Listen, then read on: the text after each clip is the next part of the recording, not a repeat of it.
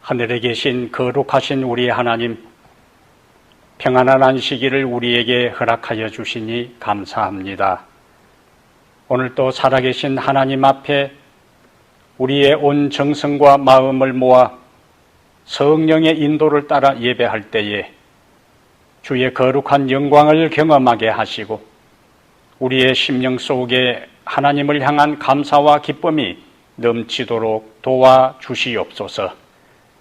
하나님의 말씀을 함께 나눌 때에 그 말씀이 우리의 생애의 삶의 좌표가 되게 하시고 우리의 인생을 인도하는 등불이 되게 하시며 연약한 우리에게 힘을 주시고 무지한 우리에게 하늘의 지혜를 공급받는 거룩한 말씀이 되게 하여 주시옵소서.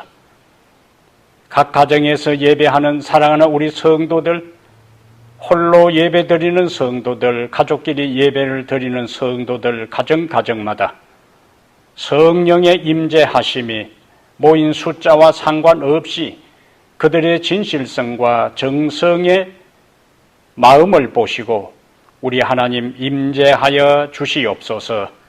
우리 주 예수님 이름으로 간절히 기도하옵나이다. 아멘.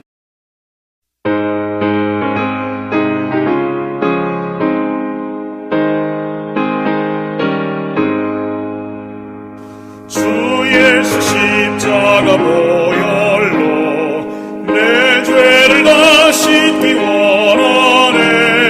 내 죄를 씻으신 주 이름 찬송합시다. 찬송합시다. 찬송합시다. 내 죄를 씻으신 주 찬송합시다. 내 죄를 속하여 주신 주 내 속에 늘 계심 원하네. 십자가 앞에서 주 이름 찬송합시다. 찬송합시다. 찬송합시다. 내 죄를 씻으신 주 이름 찬송합시다.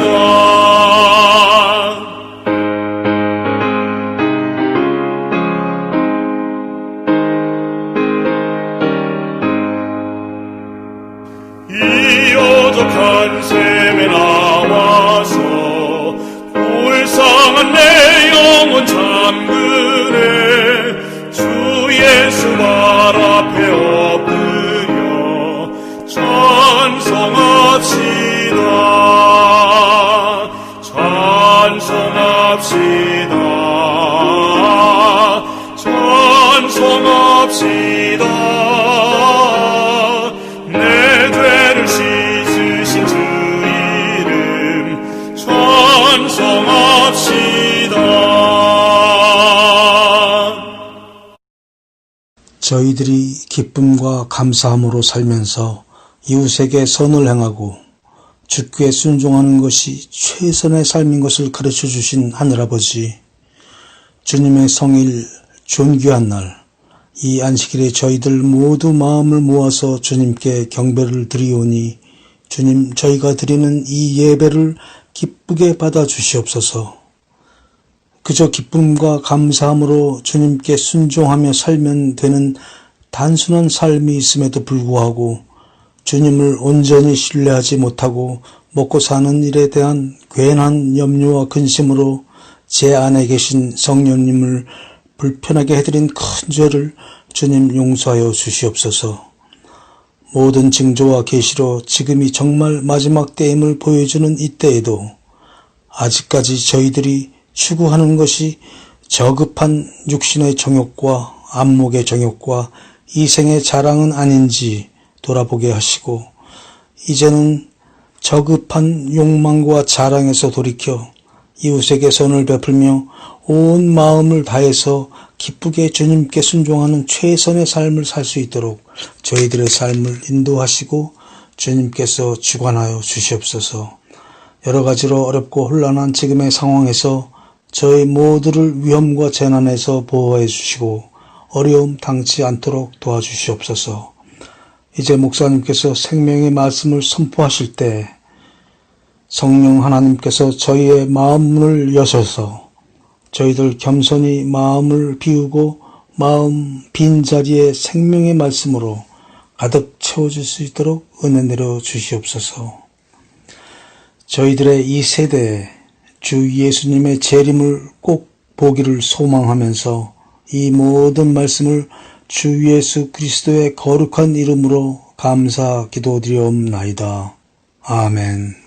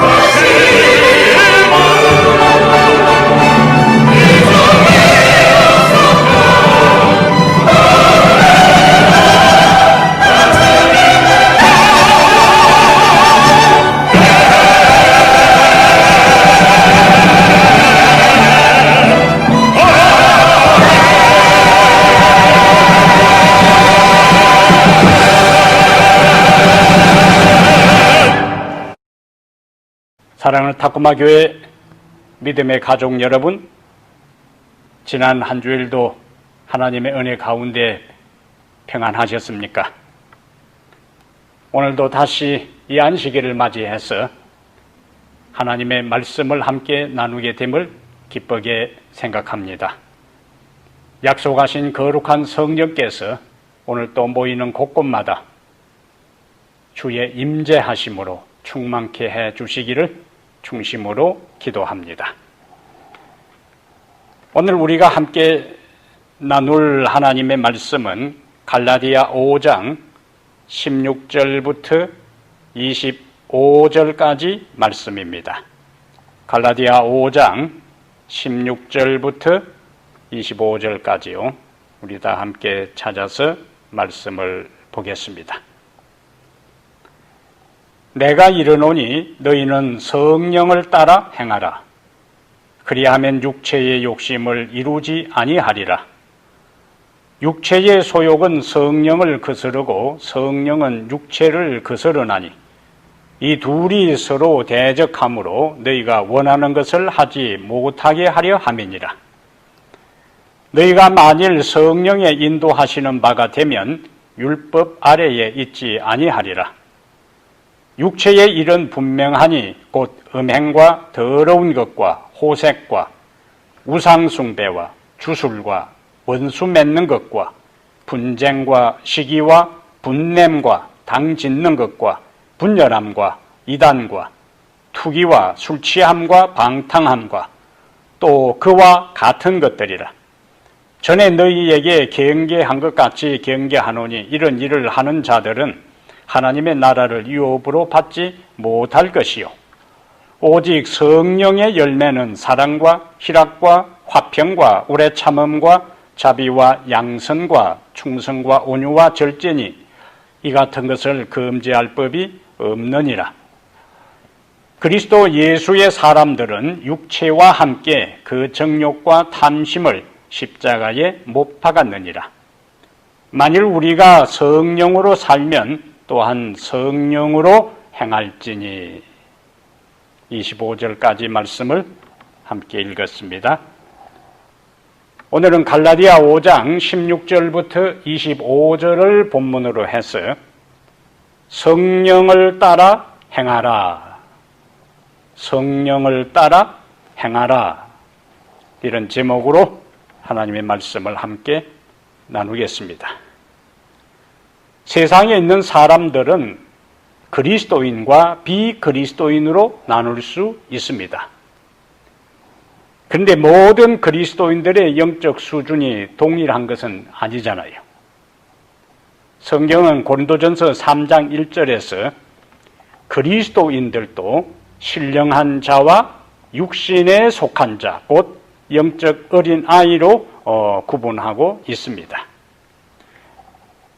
신령한 자와 육신에 속한 자, 곧 어린아이로 구분하는 것은 우리 안에 계시는 성령에 우리가 어떻게 반응하는가를 기준으로 합니다. 신령한 자는 어떤 사람일까요? 신령한 자는 내재하시는 성령의 인도를 따라 행하는 영적인 사람입니다. 반면에 육신에 속한 영적 어린아이는 옛 사람의 죄의 본성을 따라 사는 육적이고 세속적인 사람입니다. 그런데 성경은 오늘 본문을 통하여 성령을 따라 행하라고 말씀합니다.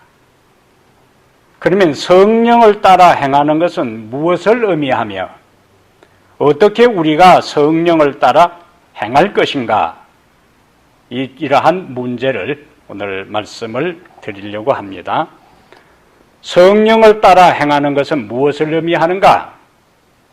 그것은 첫째로 하나님의 말씀에 순종하는 삶입니다. 성령을 따라 행하라 하는 것은 하나님의 말씀에 순종하라는 의미가 됩니다. 16절에 내가 이르노니 너희는 성령을 따라 행하라. 여기 성령을 따라 행하라 할 때 이 행하다는 헬라어로 페리파테오라 하는 단어인데요. 현재 명령형입니다. 현재 명령형. 이것은 성령을 따라 행하는 것은 한번 이례적인 행동이 아니라 날마다 지속되는 경험, 습관적인 생활 양식을 의미합니다. 그러므로 성령을 따라 행하는 것은 매일 성령을 따라 살기로 선택하고 결심해야 할 상황이에요. 세월이 간다고 시간이 지난다고 저절로 되는 게 아니라는 이야기죠. 실물교훈 56페이지에 우리가 자신을 변화시킬 수 없지만 선택권이 우리에게 주어져 있으므로 우리가 어떤 사람이 되느냐를 결정하는 일은 우리 자신에게 달려있다. 이렇게 표현하고 있습니다. 우리 자신은 변화시킬 수 없지만은 우리에게 무엇이 있다고요? 선택권이 있다. 우리가 어떤 사람이 되느냐를 결정하는 일은 누구에게 달려있는가? 우리 자신에게 달려있다. 그렇게 말씀하셨어요. 성령을 따라 행하라 할 때 그 행하라 하는 헬라의 의미는 동행하다, 걷다, 따르다 이런 의미를 가지고 있습니다. 그러면 이 걷는 것이 하나님의 백성들의 삶과 무슨 관계가 있을까요? 출애굽기 16장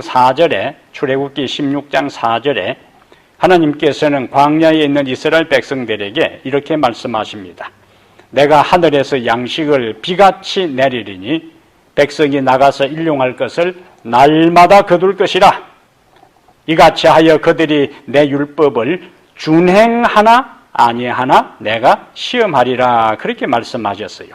여기서 준행이라는 단어가 히브리어로 하레크라 하는 단어인데 원래 의미가 뭐냐? 걷는다 하는 뜻이. 레위기 18장 4절에도 너희는 내 법도를 따르며 내 규례를 지켜 그대로 행하라 또 나오지요. 나는 너희 하나님 여호와이니라. 이 말씀에서도 그대로 행하라 하는 것이 걷다라는 히브리 단어를 번역한 거예요. 그러므로 구약 성경에서 행한다 하는 것은 단순한 행동이나 걸음이 아니라 하나님의 백성으로서 율법을 따라 걷고 마땅히 가야 할 길을 가는 것을 의미합니다. 신약에 와서 우리가 잘 아는 말씀이지요. 요한복음 14장 6절 기억나세요? 예수님은 자신이 길이요, 진리요, 생명이라고 말씀하셨어요. 훗날 바울은 다메섹 가는 길에서 예수를 만난 다음에 나중에 그가 이렇게 자신의 신앙을 간증하고 고백합니다. 사도행전 22장 4절에 바울이 뭐라고 하냐면은 내가 이 도를 박해했다고 고백합니다. 이 도, the way, 이 대문자로 썼어요. the way, 도를 박해했다고 고백하고 사도행전 24장 14절에는 내가 도를 따라, 다시 도가 나와요. 조상의 하나님을 섬기고 처음에는 도를 어떻게 했다고요? 도를 박해하고 후에는 도를 어떻게 했다고요? 도를 따르게 되었다. 그러므로 초기 그리스도인들은 길을 따르는 사람들이었어요. 도를 따르는 사람들, 길을 따르는 사람들. 그럼 도가 무엇인가? 초기 그리스도인들이 도를 따랐고 바울이 도를 박해하다가 도를 따랐다고 이야기할 때 그 도는 무엇인가? 예수님께서 자신을 뭐라고 했습니까? 내가 곧 길, 도라 그렇게 말씀했어요. 그래서 신약 성경에서 말하는 도는 첫 번째는 예수님이시고 그리고 그분이 하신 말씀이 도가 됩니다. 그래서 오늘 본문의 16절에서 성령을 따라 행하는 것은 무엇을 의미하는가? 성령의 인도를 따라 예수님이 먼저 가신 길을 따라 걷는 것이고 성령의 힘을 의지하여 예수님의 말씀을 순종하는 삶을 의미합니다. 성령은 우리가 말씀을 순종할 수 있는 능력을 주시고 생명에 이르는 도를 깨우쳐 주시고 마땅히 걸어야 할 정로를 보여주시고 인도하십니다. 요즘 자동차에 내비게이션이 없는 사람이 없을 겁니다. 내비게이션이 있으면은 길을 잘 몰라도 내비게이션의 안내를 따라가면은 목적지에 도착할 수 있어요. 성령님은 우리의 삶에서 이런 영적 내비게이션 역할을 하시는 분이십니다. 하나님이 가라고 명한 길에서 이탈되지 않고 천국까지 이르도록 실시간으로 안내하고 인도하시는 분이 영적 내비게이션이 되는 성령님이세요. 그런데 우리가 가끔 경험하는 것처럼 내비게이션은 가끔 엉뚱한 길로 인도하기도 합니다. 가까운 길이 있음에도 불구하고 빙빙 둘러서 가게 하기도 하고 저 절벽이 있는 곳으로 바닷가로 가까운 이 강가로 어떤 때는 인도하기도 해요. 인간이 만든 내비게이션은 절대 완전으로 우리를 인도하지 못합니다. 그러나 영적 내비게이션이 되는 성령님은 그 성령님의 인도를 받으면 절대로 길을 잃을 염려가 없습니다. 왜냐하면 성령은 모든 것을 아시는 전지하시고 전능한 분이시기 때문에 그래요. 그분의 인도를 받아 하나님의 말씀에 순종하는 삶을 살아가게 되기를 바랍니다. 이것이 성령을 따라 행하는 삶의 첫 번째 의미가 됩니다. 그럼 우리가 오늘 다시 본문으로 돌아왔어요. 어떻게 성령을 따라 행할 것인가? 어떻게 성령을 따라 행할 것인가? 성령의 능력으로 육체의 소욕을 제어하라. 여기 16절에 갈라디아 5장 16절에 내가 이르노니 너희는 성령을 따라 행하라. 그리하면 육체의 욕심을 이루지 아니하리라. 성령의 능력으로 육체의 소욕, 욕심을 제어하라. 컨트롤하라. 억제하라. 인간은 처음에 하나님의 형상으로 창조된 영적 존재였어요. 하지만 불순종한 후에는 하나님의 뜻보다는 자기의 욕망을 따라 사는 자기중심적인 존재가 되고 말았습니다. 이 자기중심적인 에고 중심, 이것이 죄인의 특성이요. 죄의 중심에는 자기가 있습니다. 이런 인간의 상태를 자기중심적인 하나님 중심이 아니고 자신의 욕망을 따라 자기중심적인 존재인 인간을 창세기 6장 3절에 이렇게 표현해요. 창세기 6장 3절에 여호와께서 이르시되 나의 영이 나의 신이 영원히 사람과 함께 하지 아니하리니. 그 다음 표현을 잘 보세요. 이는 그들이 육신이 됨이라. 육신이 됨이라. 오늘 갈라디아 5장 16절에도 그리하면 육체의 욕심을 이루지 아니하리라 했는데 여기 육신이라 그랬어요. 그럼 원래 인간은 육신이 아닌가? 육신이었어요. 그런데 다시 왜 이는 그들이 육신이 되었다라고 이야기하고 있는가? 육신이라는 것, 몸이라는 개념이 성경에서 다양하게 사용됩니다. 오늘 본문에도 육체라는 단어가 5번이나 사용되는데 이 육체는 살이나 우리 몸 의미뿐만 아니라 영적인 의미로는 단순히 물리적인 신체가 아니라 죄의 지배 아래 있는 연약한 인간의 본성을 뭐라고 했는가? 육체라 그랬어요. 죄의 지배 아래 있는 연약한 인간의 죄된 본성을 성경은 육체라 그렇게 이야기했습니다.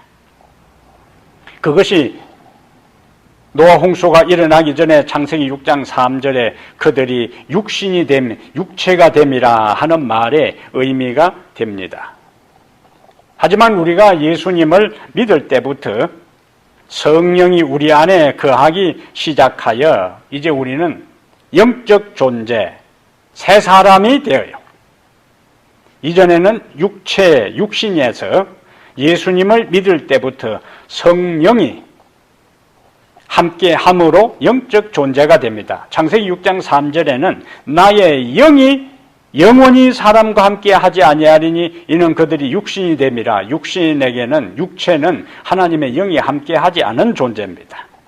그런데 우리 안에 예수 그리스도의 영이 함께 함으로 이제 우리는 영적 존재, 바울의 표현대로 새 사람, 옛사람을 벗어버리고 새 사람이 된 거예요. 그리고 그리스도 안에서 새로운 피조물이 됐고 하나님의 자녀가 된 것입니다. 문제는 성령이 우리 마음에 계셔서 영적 존재가 되면은 아무런 갈등과 고민이 없어야 되는데 오히려 영적 갈등이 깊어지고 고민이 더 많아지는 현상이 생겨요. 왜 이런 현상이 생길까요? 그것은 우리가 하나님의 자녀로 거듭난 후에도 예수 믿기 전에 내가 인생의 주인이 되어서 살던 옛 사람의 습관과 방식인 육의 본성이 여전히 우리에게 아직 남아있기 때문입니다. 또한 예수님을 주인으로 모시고 새 사람이 되었으니, 영적 존재가 되었으니 이제는 그분의 법도를 따라 살고자 하는 영의 본성도 있어요. 그러니까 우리 예수 믿는 사람들에게는 육의 본성과 영의 본성이 동시에 존재합니다. 하나님을 받아들이지 아니한 사람들은 육의 본성을 가지고 그냥 살아가니까 고민할 것도 없어요. 일반적인 고민 외에 영적 고민은 하지 않습니다.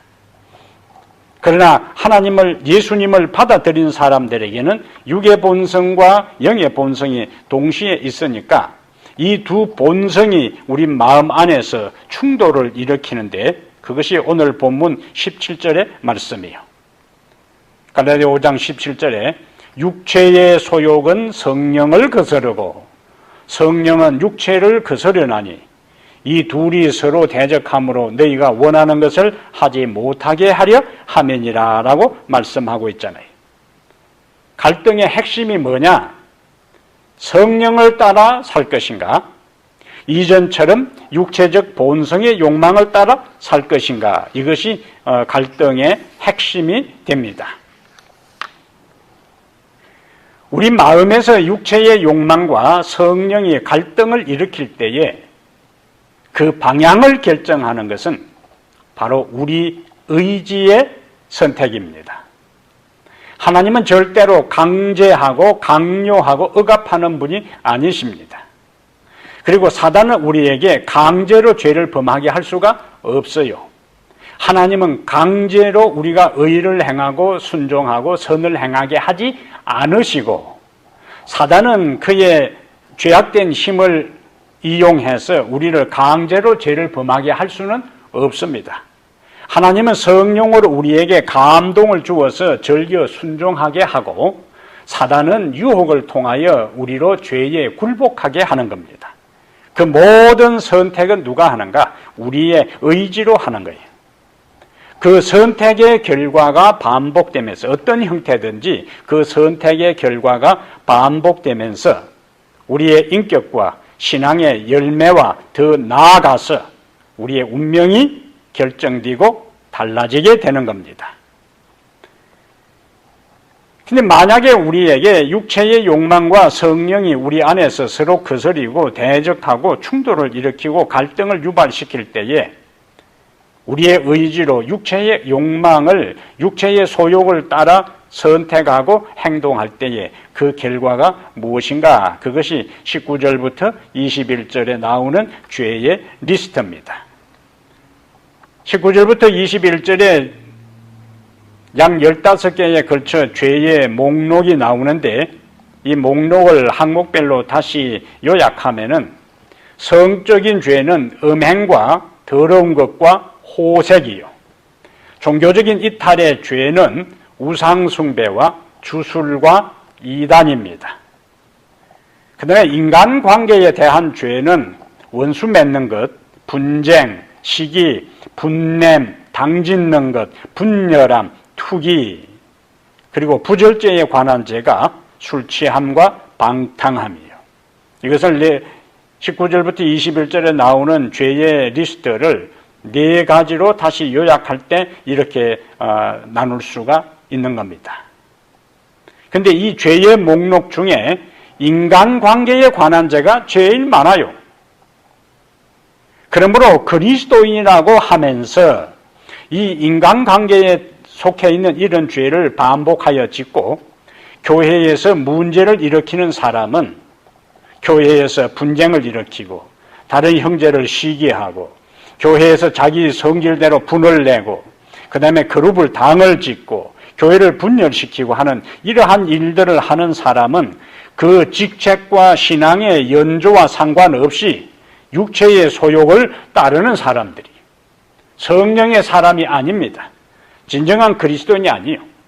그리스도인이라 할지라도 그들은 육에 속한 그리스도인입니다. 그러나 감사하게도 우리 교회에는 이렇게 분을 내고 분쟁을 일으키고 당을 짓고 분열을 조장하는 사람이 없는 것이 얼마나 감사한지 모르겠어요. 그러면은 저도 스트레스를 받고 그러한 소용돌이 치는 그 교회에 속해 있는 신자들까지도 얼마나 스트레스를 받겠어요.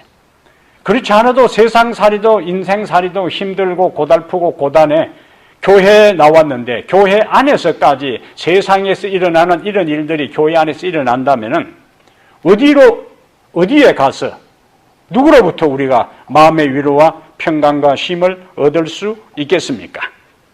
하나님의 영을 따라 살아가는 사람은 절대로 그렇게 하지 않습니다. 이 육체의 일들은 19절에 보면은 육체의 일은 했을 때의 그 일은 그러면서 쭉 죄의 리스트가 나오는데 이것은 복수로 되어 있어요. 그 말은 육체를 따르는 삶은 분열을 조장하고 혼란을 야기시키고 불화를 가져오고 불일치를 가져온다는 것을 보여줍니다. 그러면서 갈라디아 5장 21절 오늘 본문의 마지막 부분에 이렇게 되어 있어요. 전에 너희에게 경계한 것 같이 경계하노니 이런 일을 하는 자들은 하나님의 나라를 유업으로 받지 못할 것이요. 여기 이런 일을 행하는 사람은 현재형으로 되어 있어요. 뭘 의미하는가? 반복하여 동일한 죄를 범하는 것을 말합니다. 회개하지 않고 그 죄에 머물러 있는 사람들이요. 그럼 왜 하나님께서 이러한 사람들, 반복하여 회개하지 않고 동일한 죄에 머무르고 있는 사람들을 하나님의 나라를 유업으로 받지 못하게 하늘에서 제외시킬까요? 하늘은 하나님 중심이에요. 하나님 중심이기 때문에 십계명 첫째 계명부터 넷째 계명에 나오는 대로 하나님을 사랑하는 사람들이 가기에 적합하고 조화되는 곳입니다. 그 다음에 하늘은 어떤 곳인가? 다른 사람을 배려하고 생각하고 사랑하고 섬기는 곳입니다. 그래서 십계명 다섯째 계명부터 열째 계명에 이웃을 사랑하라 하는 것이 거기에 있는 거예요. 그런데 앞에서 우리가 잠깐 봤던 것처럼 죄의 중심은, 죄는 자기 중심입니다. 하나님 중심도 아니고 다른 사람 중심도 아니고 철저하게 죄의 근본 핵심은 자기 중심이에요. 제 잘난 맛에 자기 중심으로 살아가는 태도와 모습이 죄의 모습인데 하늘은 어떤 곳이라고요? 하나님 중심이요. 하늘은 어떤 곳인가? 다른 사람을 배려하고 사랑하고 섬기고 높이는 곳이 하늘이요. 근데 자기를 높이고 자기 주장, 자기 감정, 자기 기분, 자기 좋아한, 자기 욕망을 따라 산 사람을 하나님께서 하늘에 데려다 놓으면은 하늘의 분위기와 하늘의 정신과 그곳에 사는 사람들의 품성과 조화를 이룰 수가 없습니다.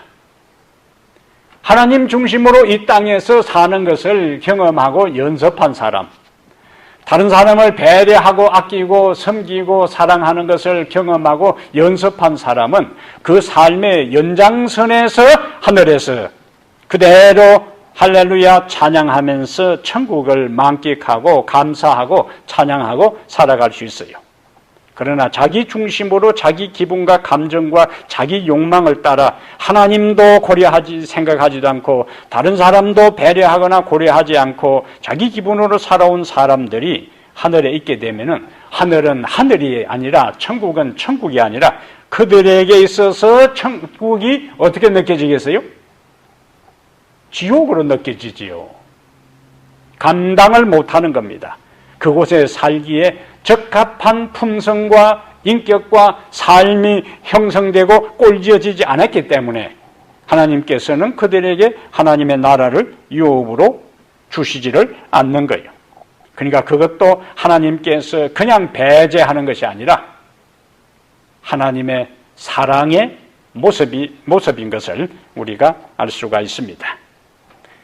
우리가 육체의 욕망과 성령이 우리의 마음에 내면적 갈등을 일으킬 때에 죄의 일과 하나님의 뜻 사이에 갈등을 일으킬 때 성령을 따라 살게 되면은 어떤 열매를 얻게 되는가? 그것이 갈라디아 5장 22절에 성령의 열매입니다.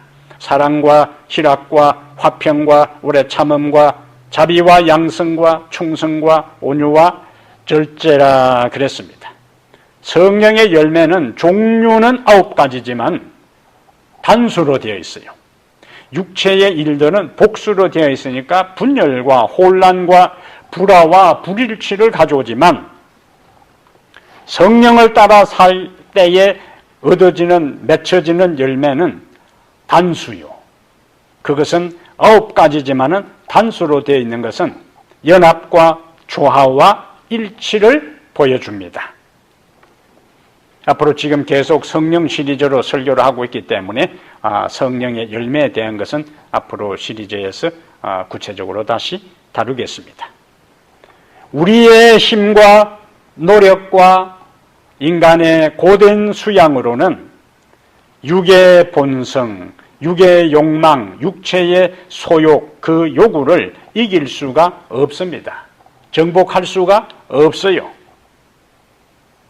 그러면 영과 육이 우리 안에서 갈등을 일으킬 때, 다툴 때, 충돌할 때 그럼 어떻게 해야 하는가? 이미 예수님을 믿는 사람은 예수님을 믿는 모든 사람의 마음속에 이미 성령께서 거주하십니다. 우리의 몸을 당신의 성전 삼아 성령께서 우리 안에 계시기 때문에 우리가 어떤 상황에 직면해서 결정의 기로에 설 때에, 선택의 기로에 설 때에, 행동해야 할 때에 육의 욕망, 육체의 본성은 하나님의 말씀 대신에 죄된 본성, 옛사람이 가지고 있던 육체의 욕망을 따라 살도록 자기 중심으로 행동하고 말하고 처신하도록 살아가도록 할 겁니다. 그러나 하나님의 성령은 하나님의 뜻을 따라서 살아가도록 우리에게 감동을 주실 거예요. 그때에 우리는 하나님께서 우리 안에 거하게 하신 성령께 도움을 구하는 겁니다.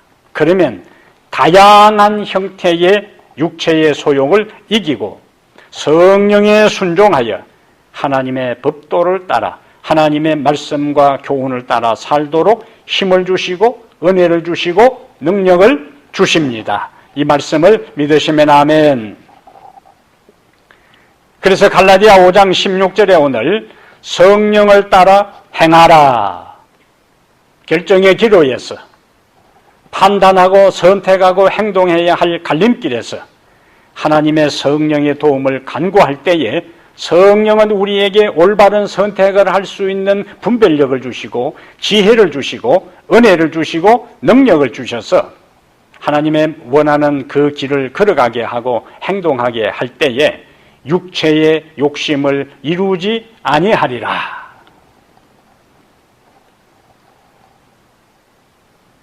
시골에서 염소를 제가 키워봤는데 염소가 새끼를 많이 놓으면은 꼭 그 새끼들 가운데 제대로 엄마 젖을 먹지 못해서 자라지 못하는 것이 있어요. 먹는 놈은 힘이 생기니까 또 친구들을 자기 형제들을 밀어내고 제가 또 엄마 젖을 먹고, 못 먹는 녀석은 힘이 없으니까 또 밀리고, 그러니까 덩치가 큰 놈은 계속 엄마 젖을 먹고 더 커지고, 못 먹는 녀석은 더 못 먹어서 점점 더 약해져요. 치인다 그러잖아요. 하나님의 영과 육체의 소욕이 다툼을 우리의 내면에서 벌일 때에 우리가 성령에 굴복하고 도움을 구하고 성령의 음성에 내밀한 소리에 반응하게 될 때 성령은 점점 더 우리의 온 마음과 영혼과 정신과 몸을 지배하게 되고 죄악의 세력은 점점 약해지는 겁니다. 반대로 우리가 육체의 소욕과 욕망에 반응하고 그쪽에 자꾸 기울이고 행동하고 처신하고 살아가게 되면은 성령의 음성은 점점 약해지고 죄악의 세력은 점점 더 우리의 영혼을 장악하고 말아요. 그러므로 갈라디아 5장 16절에 성령을 따라 행하라. 그리하면 육체의 욕심을 이루지 아니하리라. 이 말씀을 확신하고 살아가게 되기를 바랍니다. 세 번째, 오늘 본문에서 우리에게 주는 메시지가 있어요. 세 번째, 성령의 인도를 따라 걸어가라. 성령의 인도를 따라 걸어가라. 5장 18절에 너희가 만일 성령의 인도하시는 바가 되면 율법 아래에 있지 아니하리라. 여기 성령의 인도하심이 있고 24절과 25절에 그리스도 예수의 사람들은 육체와 함께 그 정욕과 탐심을 십자가에 못 박았느니라. 만일 우리가 성령으로 살면 또한 성령으로 행할지니 5장 18절과 24절과 25절을 요약해서 성령의 인도를 따라 걸어가라. 남녀가 사랑하여 결혼을 하는 것과 행복한 결혼 생활을 하는 것과는 항상 일치하는 것은 아니잖아요. 남녀가 사랑하여 결혼을 하는 것과 행복한 결혼 생활을 하는 것은 다릅니다. 결혼을 했지만 어떤 사람은 이런저런 사유로 이혼합니다. 요즘은 스피드 시대가 돼가지고 신혼여행 마치자마자 와서 바로 이혼하는 친구들이 있고 또 어떤 친구들은 더 빨리 신혼여행도 마치지도 않고 바로 돌아와서 이혼하는 사람들도 있어요. 비극이잖아요. 또 다른 사람들은 한 집에 살지만 남남처럼 그냥 사는 사람들도 많습니다. 이름하여 한 지붕 두 가족입니다. 반면 행복하게 사는 가정도 있어요. 물론 그 행복한 가정을 꾸려나가고 지속하는 과정은 쉬운 것은 아니지요. 각자가 살아온 배경과 가치관과 성격 차이와 삶의 문제 등으로 힘든 고비들이 많이 있습니다. 그런데 그러한 힘든 과정을 극복하면서 결혼 생활을 이어가요. 그러므로 결혼하는 것도 중요하지만은 더 중요한 것은 지혜롭게 결혼 생활을 이어가는 게 더 중요하다는 이야기예요. 신앙생활은 따져보면은 결혼 생활과 비슷한 점이 많습니다. 우리가 성령을 모신 것과 성령을 따라 행하는 것은 다른 문제예요. 결혼하는 것과 행복한 결혼 생활을 유지하는 것이 다른 것인 것, 별개인 것처럼 우리가 성령을 모신 것과 성령을 따라 행하는 것은 다른 문제라는 이야기예요. 어떤 사람은 예수를 믿은 후에 곧 주님을 떠납니다. 처음에 사랑하고 결혼할 때는 깨가 쏟아지는 것 같고 항상 이 사람과 평생을 같이 할 것으로 생각하지만은 조금 수틀리면은 내가 눈이 삐지, 잘못 만났구나, 잘못 판단했구나, 그때 그 사람하고 해야 되는데 온갖 이유와 생각을 하면서 떠나는 것처럼 예수님을 처음 만나고 믿고 고백하고 침례를 받고 신앙생활할 때는 산을 옮길 만한 믿음을 가진 것처럼 보이지만 나중에 안 보여요. 주님을 떠난 것입니다. 어떤 사람은 예수님을 믿은 후에 성령으로 함께 하시는 주님께는 관심도 갖지 않고 이전처럼 자기 방식과 가치관을 고집하며 본인이 주인 노릇하는 사람도 있어요. 예수님을 마음에 주인으로 모셔놓고 신랑으로 모셔놓고 신랑 대접, 주인 대접하지도 않고 자기가 다 주인 노릇한다는 이야기죠. 좌지우지한다는 겁니다. 우리가 완전하신 예수님을 기준으로 전적으로 순종할 때에만 계속 동행하며 함께 지낼 수 있습니다. 남자와 여자가 만났을 때에 여러 다양한 차이들이 있어요. 성격 차이도 있고 성장 배경 차이도 있고 취미도 있고 가치관도 있고 사상도 있고 여러 차이가 있을 때에 어떻게 하면 화목한 가정을 이룰 수 있는가? 서로가 섬기고 서로가 이해하고 서로가 양보해야 되는 거예요. 그러면서 행복한 가정이 이루어집니다. 그러나 우리와 예수님 사이의 관계는 예수님은 완전하신 분이에요. 절대적인 하나님이시기 때문에 하나님이 우리에게, 예수님이 우리에게 양보하고 주인과 신랑 되시는 그분이 우리에게 맞추는 게 아니고 절대적인 그분에게 우리가 온전히 순종하고 굴복하고 그 다음에 우리 자신을 드릴 때에 예수님과 우리 사이의 관계가 계속 유지되고 동행할 수 있다는 거예요.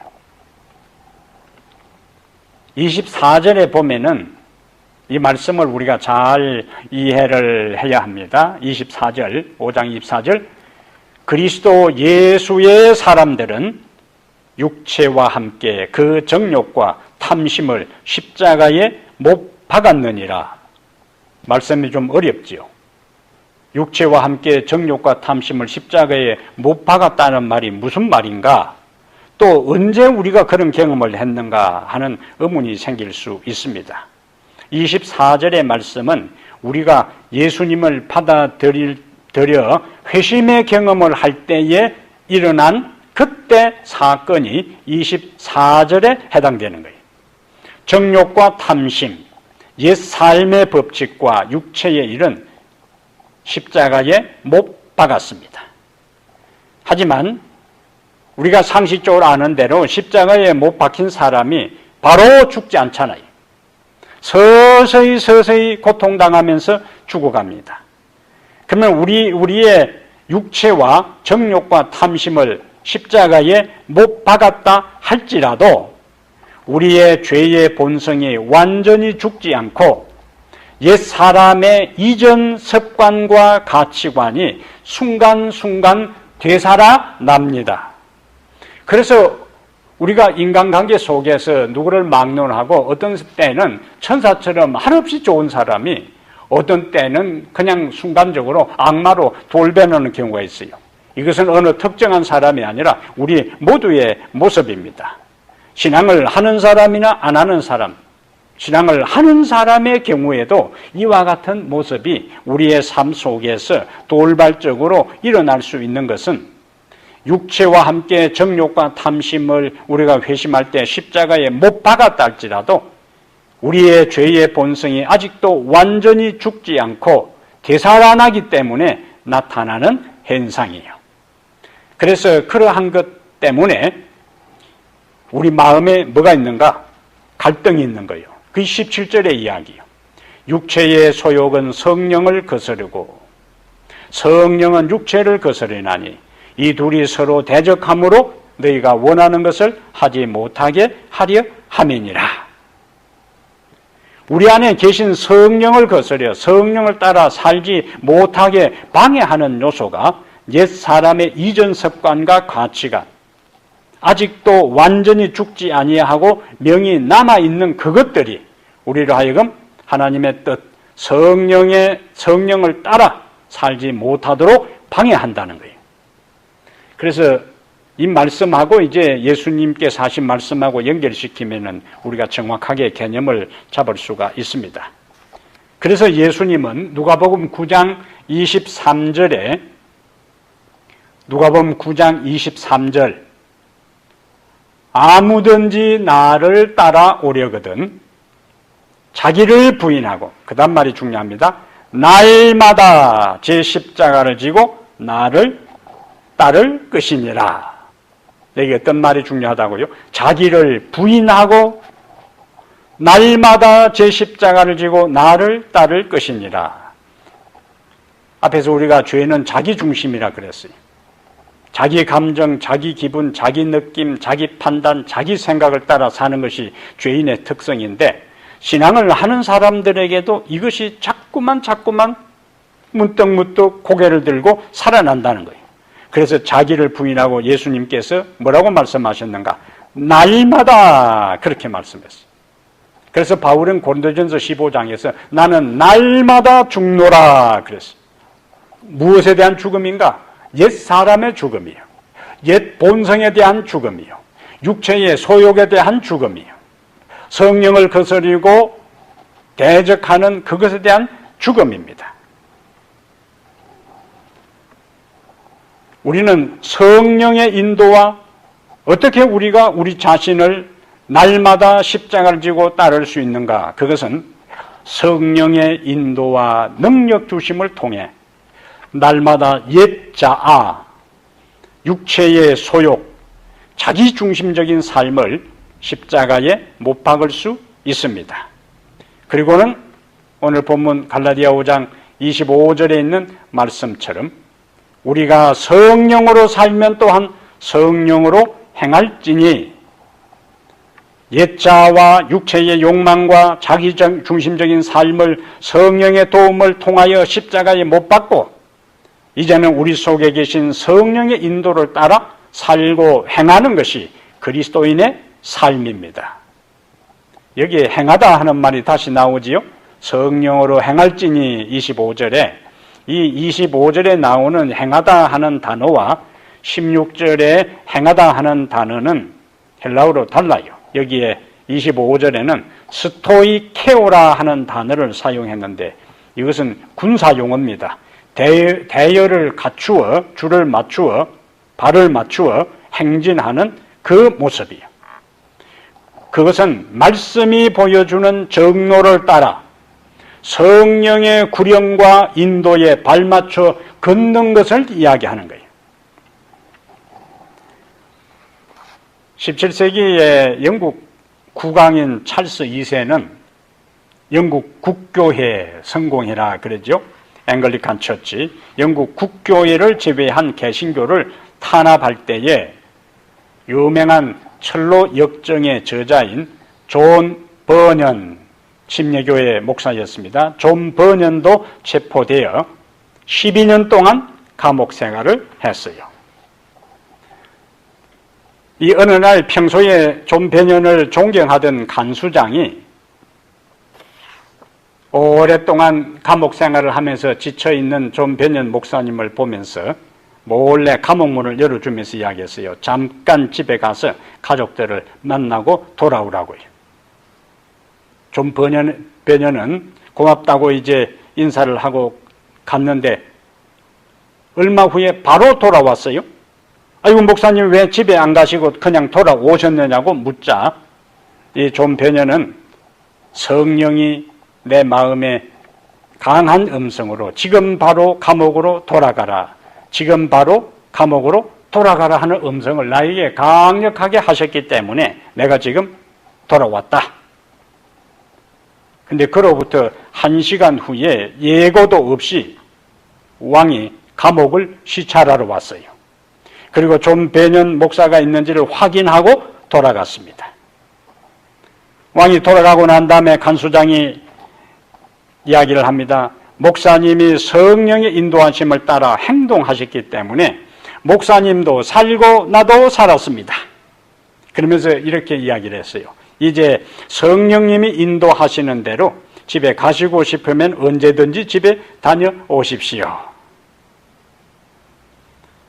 성령의 인도를 따라 말씀을 순종하는 삶은 언제나 안전한 길입니다. 성령의 인도를 따라 살아가기로 지금 바로 여기서 오늘 결심하게 되기를 바랍니다. 사랑하는 여러분, 성령을 따라 행하시기를 바랍니다. 성령을 따라 행하는 것은 하나님의 말씀에 순종하는 삶입니다. 우리가 하나님의 말씀을 순종하려고 할 때 육체의 소욕이 동시에 일어나 방해할 것입니다. 그때에 성령의 도움을 간구하시기를 바랍니다. 그러면 성령은 반드시 우리를 도와주셔서 하나님의 말씀을 따라 순종하고 걸어가고 행하도록 길을 안내하시고 지혜를 주시고 분별력을 주시고 은혜를 주시고 능력을 주십니다. 매일매일 자신을 성령의 인도에 굴복하여 성령으로 살고 성령으로 행하여 성령 충만한 성도들 되시기를 주의 이름으로 축복합니다.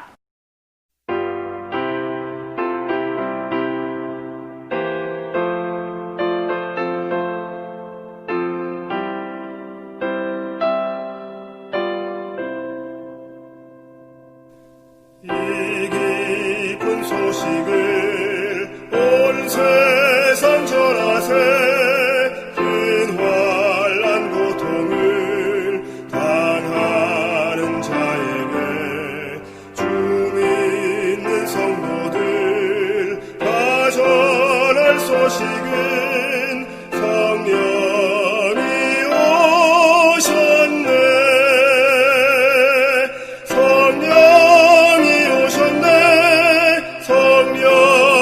오셨네. 내 주에 보내신 성령이 오셨네. 이 깊은 소식을 온 세상 전하세. 성령이 오셨네. 만왕의 왕께서 저 사로잡힌 자 잠자유 주셨네. 승리의 노래가 온 성에 들리니 성령이 오셨네. 성령이 오셨네. 성령이 오셨네. 내 주에 보내신 성령이 오셨네. 이 깊은 소식을 온 세상 전하세. 성령이 오셨네.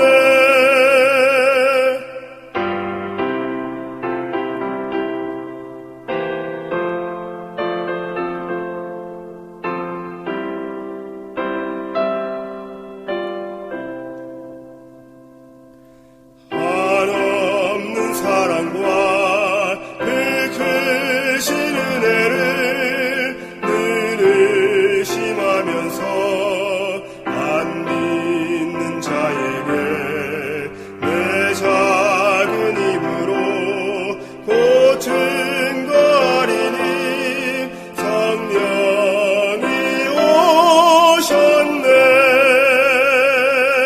성령이 오셨네. 성령이 오셨네.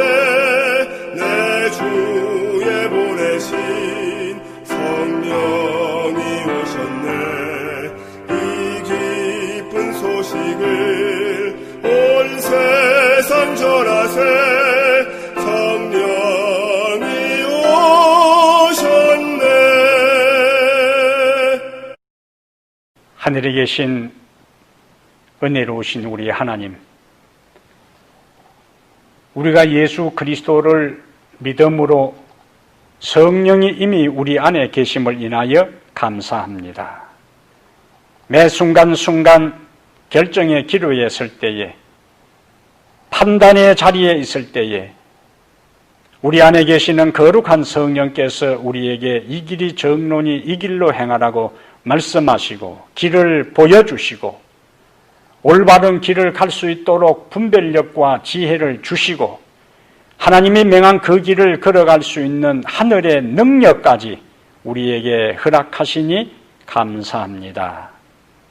끊임없이 아직도 우리가 죄의 세상에 살고 있기 때문에 거듭난 사람으로 그리스도의 이름을 부르고 날마다 하늘을 소망하며 살아간다 할지라도 우리 속에 죄의 본성이 남아있어서 우리를 이전의 모습으로 옛사람의 삶의 방식으로 넘어뜨리려고 수없이 사단이 도전해 온 이때에 거룩한 영이시여 물리칠 수 있는 권세를 주시옵소서.